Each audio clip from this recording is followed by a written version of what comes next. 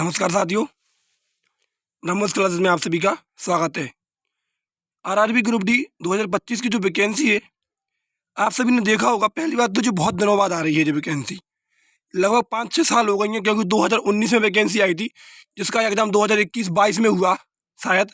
2021 या 22 में जिसका एग्ज़ाम हुआ, 3-4 साल बाद तो वो एग्ज़ाम हुआ। इसके बाद दोबारा जो वैकेंसी आ रही है, जो जिसका नाम मात्र के लिए आ रही है, जैसे कि पूरे देश में जो प्रसाद वितरण किया जाता है ना, जैसे भंडारे में बन जाते हैं, जैसे प्रसाद दे दिया जाता है, ऐसे पदों पर आ रही है। और उसी में इतना खेला चल रहा है कि क्या कहें। मतलब सरकार के लिए कुछ पता नहीं कि सरकार की मंशा नौकरी देना है या नहीं है, कुछ समझ में नहीं आ रहा। क्या झंझट चल रहा है, पहले आईटीआई कर दो, फिर आईटीआई हटा दो, फिर सिलेबस बदल दो, कहीं कुछ कर दो। मतलब उसके बाद आज एक अखबार में खबर छपी है कि अब जो ग्रुप डी के पद होंगे वो उसमें CBT 1 और CBT 2 देना पड़ेगा। तो एक काम करो, ऐसे दुनिया भर की खबर छापने से अच्छा है कि स्पष्ट तरीका से एक अखबार में लिख दो कि जो ग्रुप डी या रेलवे की जो तैयारी कर रहा है उनके लिए सरकारी नौकरी है नहीं, वो किसी और विभाग की तैयारी कर लें। क्यों दुनिया भर के चक्कर में बच्चों को पागल बनाए हो। कहीं CBT 1, CBT 2, ITI, group D के पद हैं यार, तुम उसमें CBT 1 और CBT 2 करवाओगे। कुछ शर्म करो यार, क्या कहें और क्या नहीं कहें। देखो एक जो खबर है, क्योंकि मैं आपको बता दूँ, ये पटना से जो खबर छपी है कि बिना ITI वाले 10वीं पास युवाओं को रेलवे ग्रुप डी में नौकरी का अवसर CBT से गुजरना होगा। ग्रुप डी भर्ती में चयनित होने के उम्मीदवारों को कंप्यूटर बेस्ड टेस्ट से गुजरना होगा। जो अभ्यर्थी इस परीक्षा में सफलता प्राप्त करेंगे वे भर्ती के अगले चरण की परीक्षा CBT 2 में शामिल होंगे।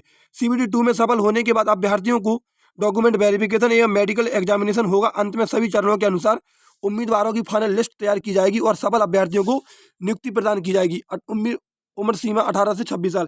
अब एक बात बताओ, कोई भी एग्जामिनर है, यहाँ पर लेवल 1 के पदों पर 32 या 438 पदों उम्मीदवारों यहाँ पर दिया है, और 23 जनवरी से 22 फरवरी तक इसकी भर्ती प्रक्रिया के जो फॉर्म भरे हैं वो चलेगा। अब कोई भी पेपर है, किसी के बारे में झूठी खबर नहीं छाप सकता। मेरे बारे में, आपके बारे में कोई कैसे बोल देगा भाई? जब कोई ना कोई जानकारी मिलेगी ना, तभी कोई पेपर छापता है उसके बारे में। और जी आपने पहले भी देखा था कि पहले भी ऐसा करने के लिए कहा गया था, जब ग्रुप डी का एग्जाम नहीं हुआ था, उस टाइम पे भी एक ऐसी खबर आई थी कि CBT 1 और CBT 2। अब एक बात बताओ, आप जो लास्ट स्टेज की वैकेंसी है उसमें 2 एग्जाम करवा रहे, तो फिर आप ALP वगैरह में का 5-5 एग्जाम करवाओगे? ALP में का 5-5 एग्जाम तरीके से सिलेक्शन करवाओगे बच्चों का? समझ में नहीं आ रहा सरकार की मंशा क्या है, नौकरी देने की है कि नहीं है। मतलब CBT 1 और CBT 2 से गुजरना होगा। तो ये खबर है, अब 23 जनवरी से इसका नोटिफिकेशन आना, 23 जनवरी को कन्फर्म होगा बिल्कुल। वैसे ये गलत नहीं है, ये खबर गलत नहीं है। अब इसमें तो यही है कि ट्विटर पर कैंपेन वगैरह करवाएं कि ये क्या है। मतलब एक छोटी सी वैकेंसी के लिए जिसमें आप 32,000 पद दे रहे हैं, लगभग 1 करोड़ फॉर्म भरेंगे, देख लेना आप।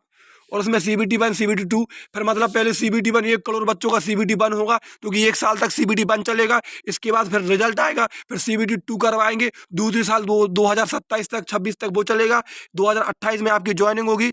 लगभग मतलब आप इसी के लिए तो बने हो कि एक वैकेंसी के चक्कर में आपकी पूरी ज़िंदगी बर्बाद हो जाए। और फिर इनसे एज रिलैक्सेशन मांगना कि 3 साल में ये वैकेंसी कंप्लीट हो गई तो हमें एज में छूट दे दो। उसके लिए आपको प्रोटेस्ट करने पड़ेंगे, धरना देना पड़ेगा, सड़क पर उतरना पड़ेगा। ये सब दुनिया भर की झंझट है, पता नहीं सरकार की क्या मंशा है। बाकी की जो खबर थी वो मैंने आपको बता दी। वीडियो अच्छी लगे तो अपने दोस्तों को शेयर कर देना। जय हिंद, जय भारत।